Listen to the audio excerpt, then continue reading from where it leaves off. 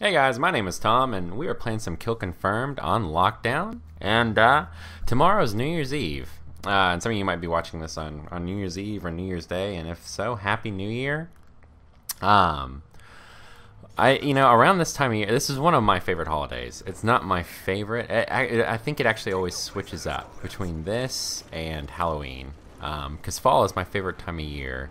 But I love New Year's Eve and New Year's Day. New Year's Eve is, it's a re-beginning for everybody. Everybody gets to wipe the slate clean and start again. And that kind of feeling, if you've had a hard year or even a hard month or week, is priceless. And I always find myself around this time of year liking to wipe the slate clean. Yeah, I make big goals. Sometimes, I've made them too big, and I was unable to complete them, and that ended up making the year a little more of a bummer than what I would have liked it to have been. But this past year has been very good. It's been a very crazy year, and that when it did open last year, I didn't really like the way that I spent New Year's Eve. I spent it feeling very lonely, and I didn't feel close with my friends around me. Not that I'm not close with those friends. There are times where I can feel disconnected to the people around me. I don't know why. It's just like if I've been off doing my own thing or in my head too much, whenever you come around people again, I don't know, you feel like you missed out. And that happened to me around January last year. I found myself just really stuck inside my own space. I couldn't feel connected with anybody, and I just ended up going home after the party and laying there, and I was talking to a friend of mine that was out of town and ended up just passing out, which was a really lackluster way to begin what ended up being a great year. A lot of things happened with the band. This channel happened. I don't know, it all sort of just slowly picked up on its own, which was the complete opposite of how I began 2010, where I thought everything was just going to happen. And I spent a lot of 2010 twiddling my thumbs and doing nothing, which I don't know how things like that happen, but these past, I think, 2 years have done a lot to shape me into the person that I'm becoming. But it's also done a lot to point out things about myself that I really don't like. And I always wonder if anyone else reflects on their New Year's in that way. Some of you, I don't know, you might not even like the holiday or care. But for me, it's a holiday where I obsess over it. I tend to overanalyze everything anyway. And so no matter what it is I'm doing, New Year's just kind of really kicks it into perspective. But in 2010... or I guess the end of 2009, I went to not San Francisco, the other side actually. We went to South Carolina with two of my friends that I play music with, and I was I'd ended a relationship that summer and spent the whole fall and that winter. I was playing music with the guys, and we were starting the band and starting to write the songs. And that was a good distraction. I was in school, concentrating on that. And so a lot of the time I spent alone, which is okay. There are a lot of things about being alone that are very enjoyable. And there are a lot of things about being alone that are just not very healthy. And relationship-wise and loneliness-wise, I was feeling the weight of that. And I just remember in the car and on the whole trip there, feeling like something was going to change. And I took a lot of long walks on the beach, which sounds, I don't know, it was nothing majestic. It was nice being on the water. I love the water. I love the beach. If I could live anywhere, I think it would be a beach town.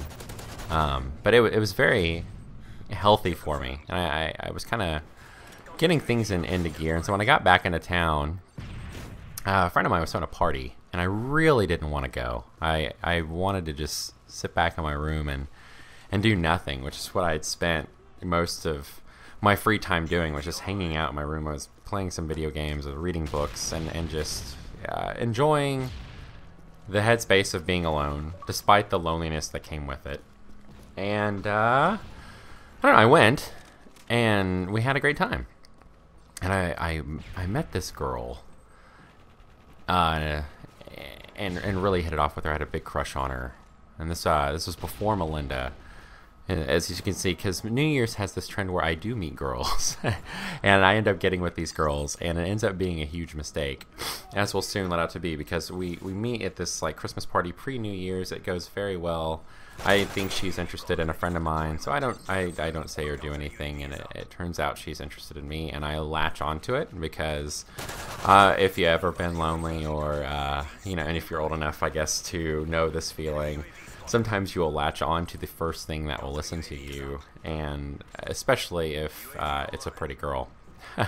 Never mind like the personality or the thought of like what you're really needing out of the relationship. Sometimes, selfishly speaking for guys, it's just that want of company, and I was that guy at that moment. I didn't really know what guy I was being. That was just it. I was just out of my head. And I just had this, I guess, like 3-day romp with this girl, and felt amazing.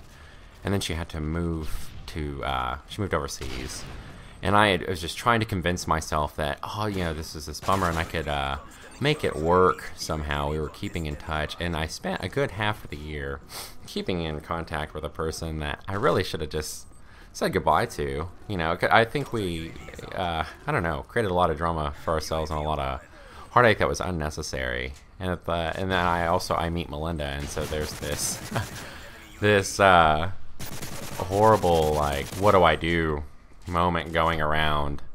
And about midway through the year, it all clicked into place, and I just knew. Well, not even midway through the year. God,